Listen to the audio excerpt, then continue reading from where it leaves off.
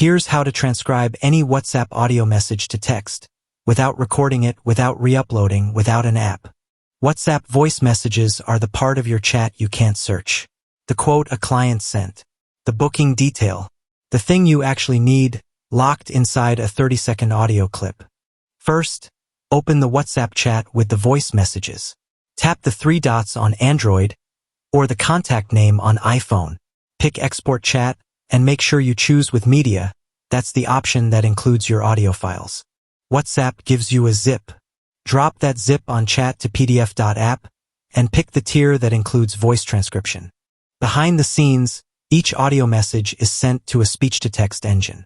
You get real transcription with punctuation, speaker labels, and timestamps. Auto-detects language. Handles 50 of them. And this is the result. Every voice message rendered as readable text, right next to the original audio in the chat. Search the PDF for a phrase and it jumps you to the exact message. Quotable, searchable, archivable.